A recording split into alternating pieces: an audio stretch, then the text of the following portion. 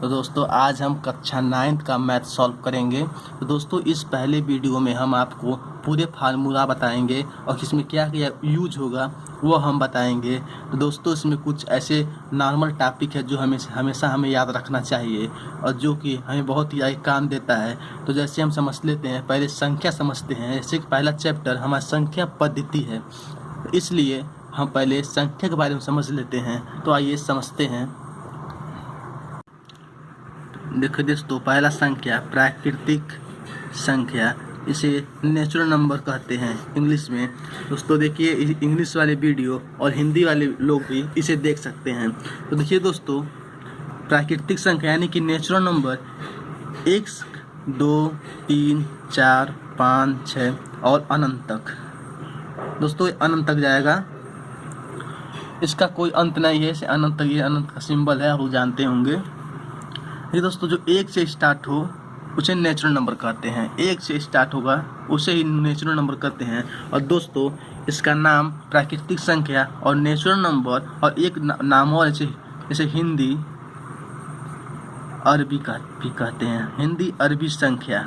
दोस्तों इसे एग्जाम में भी पूछा जाता है। तो इसे एग्जाम में भी पूछा जाता है। और सॉरी, तो हिंदी नहीं, हिंदू है, गलती से हिंदी निकल गया। हिंदू अरबी संख्या। दोस्तों ये बहुत कम लोग जानते हैं इसे, लेकिन बहुत ही इस एग्जाम में पूछा जाता है। और तो दोस्तों समझते हैं पूर्ण संख्या।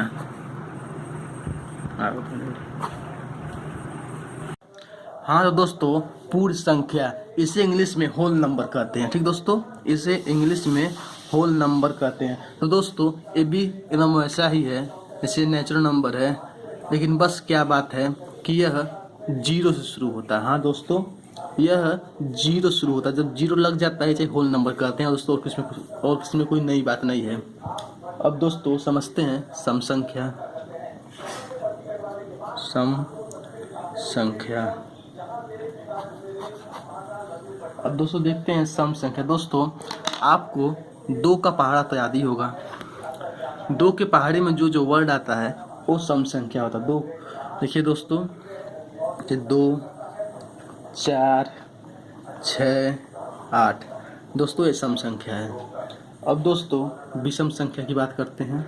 दोस्तों जो संख्या 2 से कट जाए उसे विषम संख्या कहते हैं। ठीक दोस्तों, ये बात याद हो गई आपको। जो संख्या 2 से कट जाए उसे विषम संख्या कहते हैं। अब सम संख्या कहते हैं। अब दोस्तों बात करते हैं विषम संख्या का। देखिए विषम संख्या, दोस्तों वो संख्या जो 2 से ना कटे, बस सिंपल ही है, जो 2 से ना कटे उसे विषम संख्या कहते हैं। जैसे 1, 3, 5, 7, 9। ठीक दोस्तों, ये आपका विषम संख्या है। यहाँ तक आप समझ गए होंगे। अब दोस्तों अब समझते हैं अभाज्य संख्या। ठीक दोस्तों, अभाज्य संख्या नाम सुने होंगे आप लोग। अभाज्य संख्या, इसे प्राइम नंबर कहते हैं।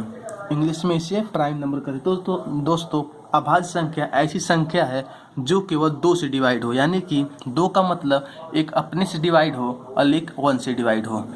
2 से डिवाइड होने का मतलब एक अपने अंक से डिवाइड हो और दूसरा जो 1 से डिवाइड हो। ऐसे ही संख्या को अभाज्य संख्या कहते हैं, यानी कि प्राइम नंबर।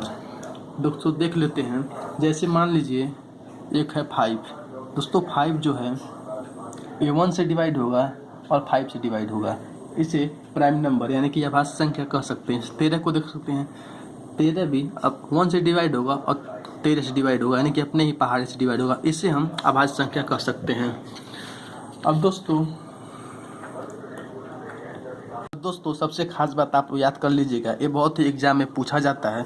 खैर बात आप लोग के एग्जाम में नहीं, जब आप लोग तैयारी करेंगे उसमें पूछा जाएगा कि 1 से लेकर के 100 तक में कितना अभाज्य संख्या होता है। दोस्तों ये बहुत ही महत्वपूर्ण क्वेश्चन है। 1 से 100 तक के बीच कितना अभाज्य संख्या होता है, तो हम बता सकते हैं आसानी से कि 25 अभाज्य संख्या होता है। जी हाँ दोस्तों, ये पूरा याद कर लीजिएगा। 1 से 100 तक 25 अभाज्य संख्या होता है। और दोस्तों 1 से 15 तक 15 अभाज्य संख्या होता है। हाँ दोस्तों, और 50 से 100 तक 10 आभाज्य संख्या होता है। ठीक दोस्तों, ठीक है दोस्तों, अब हम आगे बढ़ते हैं भाज्य संख्या पे।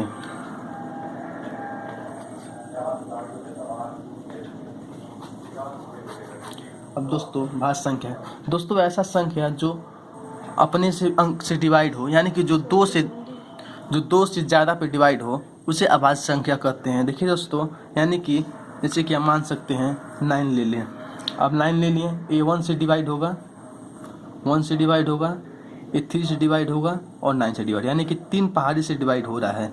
जो 2 से ज़्यादा डिवाइड हो उससे हम अभाज्य संख्या कहते हैं। ठीक दोस्तों, अब दोस्तों हम अपने मेन टॉपिक पे आते हैं, जो परिमेय संख्या। दोस्तों यही आपको पढ़ना भी है अपने 9th क्लास में। इसे कहते हैं नेचुरल नंबर, इंग्लिश में इसे नेचुरल नंबर कहते हैं। दोस्तों ये बहुत ही आसान है, आपने पढ़ा होगा अंश हर। दोस्तों जो अंश हर में लिखा होता है वही हमारा परिमेय संख्या होता है।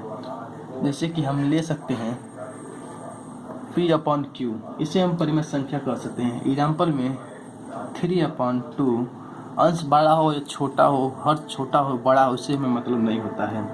1/2, इसे परिमेय संख्या कह सकते हैं।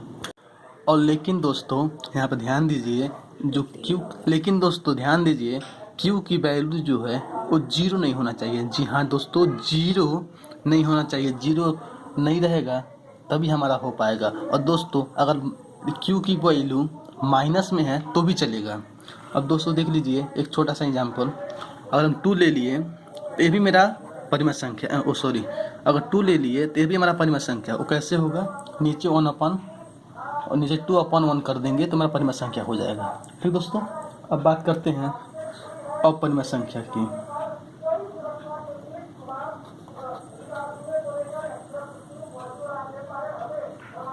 दोस्तों अपरिमेय संख्या, दोस्तों जो संख्या P/Q में ना हो उसे हम अपरिमेय संख्या कहते हैं। दोस्तों ये समझने के लिए सबसे अच्छा एग्जाम्पल है पाई।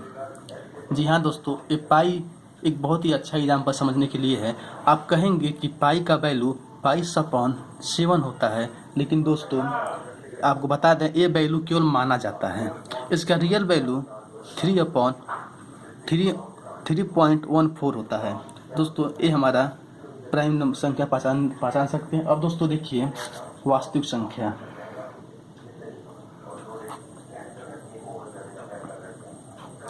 दोस्तों ये वास्तविक संख्या वो संख्या है जिसमें सारे संख्या का संग्रह होता है। इसमें पूर्ण संख्या, प्राकृतिक संख्या, सम संख्या, विषम संख्या, अभाज्य संख्या, परिमेय संख्या, अपरिमेय संख्या, ये सब का संग्रह ही वास्तविक संख्या होता है। अब दोस्तों हम बात करते हैं एक बहुत ही बड़े टॉपिक पे जो आपको इसमें समझना होगा,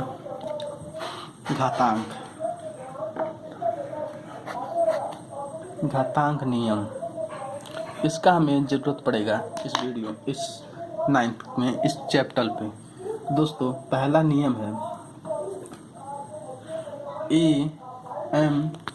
AM×AN। देखिए दोस्तों ये बिंदु है यानी कि इंटू है, बिंदु लेते हैं। अब दोस्तों जब देखा जाता है जब आधार सेम होता है तब घात जुड़ जाता है। जी हाँ दोस्तों, जब आधार सेम होता है तो घात जुड़ जाता है। तो यहाँ लिख सकते हैं हम AM+N। एग्जाम्पल लेते हैं, जैसे मान लीजिए A को हम 2 ले लेते हैं और घात जोड़ेंगे तो 2+3 तो हमारा हो जाएगा 2⁵। ठीक दोस्तों, अब फिर दूसरा लेते हैं एग्जाम्पल, A पे पावर M फिर N। ठीक दोस्तों, अब यहाँ पे हम लेते हैं, मान लीजिए A को हम 2 लेते हैं और M को 3 लेते हैं और इसके बाहर N को हम 2 लेते हैं। तब दोस्तों कंडीशन क्या होता है, यहाँ पे अंदर का बाहर से गुणा हो जाता है या फिर बाहर का अंदर से गुणा, बात एक ही होता है। देखिए दोस्तों यहाँ 2 है, हम 2 ले लिए और 3 का 2 से गुणा हो जाएगा यानी कि 6 हो जाएगा। दोस्तों अब इसको हम लिख सकते हैं 2 × 2 × 2 × 2 × 2 गुणे 2 गुणे। अब दोस्तों हमारा आंसर आ जाएगा 64। ठीक दोस्तों, अब तीसरा कंडीशन क्या है, दो का नियम है, ध्यान रहे, एक घातांक का नियम है। दोस्तों तीसरा हमारा है a पे पावर m और a पे पावर n। दोस्तों जब ऐसे कंडीशन हमारे सामने आ जाते हैं, जब ऐसे कंडीशन आ जाते हैं तब दोस्तों हम इसे a इंटू n कर देते हैं। ठीक दोस्तों, जैसे हम मान लेते हैं, एग्जाम्पल लेते हैं 2 पे पावर 4 और 2 पे पावर 2। ठीक दोस्तों, अब यहाँ पे लिख लेते हैं 2। तो देखिए दोस्तों, जब कंडीशन भाग में आ जाए तो हम इसे माइनस कर देते हैं। देखिए दोस्तों, हम लिख लिए, मान लिए, और हम n का वैल्यू लिखना है -2। ठीक दोस्तों, अब इसे माइनस कर देंगे तो घात माइनस करेंगे, घात देखिए, ध्यान दीजिए, घात, तो 4 में से 2 माइनस कर देंगे तो ऊपर बचेगा 2। यहाँ पे हम लिख देंगे 2 गुणे 2 और आंसर आ जाएगा 4। समझ में नहीं आया दोस्तों, फिर समझा दें। देखिए दोस्तों, जब बट्टे में हो तो माइनस किया जाता है, घात को माइनस कर दिया जाता है। ठीक दोस्तों, अब दोस्तों देखिए, फिर रिपीट कर देते हैं एक बार।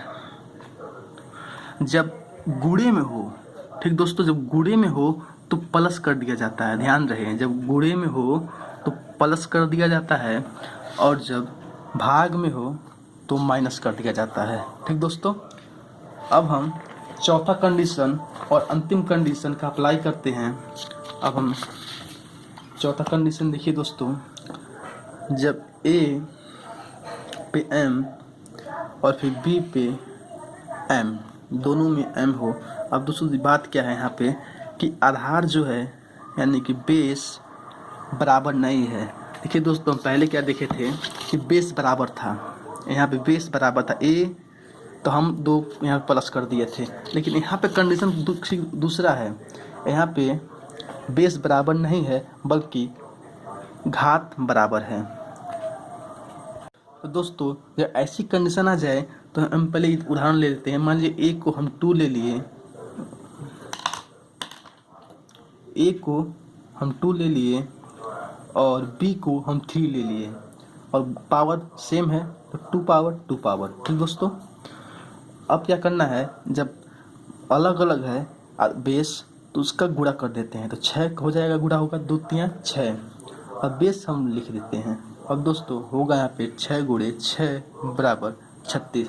तो दोस्तों यह आपका यहाँ, अब दोस्तों यहाँ पे हम दशमलव के प्रकार पढ़ेंगे। दोस्तों इसका पहला प्रकार है शांत। ठीक दोस्तों, इसमें बड़ा स्वर नहीं, छोटा स्वर रहता है, शांत। दोस्तों इसमें क्या है, इसमें ये होता है कि जब शेषफल 0 आता है, जी हाँ दोस्तों, जब शेष 0 आए तब इसे हम कहते हैं शांत। ठीक दोस्तों, जैसे कि हम एग्जाम्पल लेते हैं, दशमलव में 1/2 ऐसा हमको भाग करना है, तो हम लोग जानते हैं कि 1 अंदर रहेगा और 2 बाहर रहेगा।